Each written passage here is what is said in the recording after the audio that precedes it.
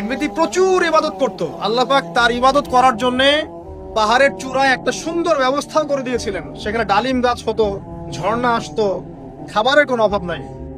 হাদিস এসেছে 500 বছর সে ইবাদত করেছে। কত বছর? কিয়ামতের মাঠে এই ব্যক্তির অবস্থা এমন হবে, তাকে জান্নাতে প্রবেশ করানোর জন্য নিয়ে যেতে বলা হবে। যাও আমার রহমতে জান্নাতে চলে যাও। আল্লাহ পাক তাকে এই কথাটা বলবেন। কিন্তু এই ব্যক্তি বলবে আমার আমলের কারণে, আল্লাহ পাক বলবেন আমার রহমতে জান্নাতে চলে যাও। ব্যক্তি বলবে আমার আমলের কারণে। আল্লাহ রাব্বুল আলামিন তখন তাকে দেওয়া সমস্ত নেয়ামত গুলোকে এক পাল্লায় করবেন, আর তার সমস্ত আমলকে আরেক পাল্লায় করবেন। তারপর দেখা যাবে আল্লাহর সমস্ত নিয়ামত তার একটা চোখের সমান হয় নাই। কথা কি বুঝতে পারছেন?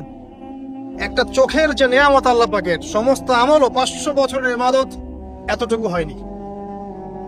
তারপর তাকে বলা হবে ওকে জাহান্নামে নিয়ে যাও। এবার জাহান্নামে যাওয়ার সময় সে বলবে আল্লাহ তোমার রহমতে আমাকে মাফ করলো। তখন আল্লাহ পাক তাকে আবার ডেকে নিয়ে আসবে, বলবেন যে তোমাকে যে আমি ইবাদত করার জায়গা করে দিয়েছিলাম, এটা কি তুমি নিজে করেছো না আমি করেছি? সে বলবে আপনি করেছেন। তোমাকে যে আমি সৃষ্টি করেছিলাম, তখন কি তুমি কোন আমল করেছিলে? বলবে না। তাহলে তোমাকে যে সৃষ্টি করেছি আমি, এটা কি তোমার আমলের কারণে? না। তোমাকে সারা দুনিয়াতে এত নিয়ামত দিয়েছি, এটা কি তোমার আমলের কারণে? সে বলবে না। তখন তাকে জান্নাতে প্রবেশ করানো হবে। কিয়ামতের মাঠে এমন অনেক ঘটনা ঘটবে যেটা আমাদের চিন্তার বাইরে।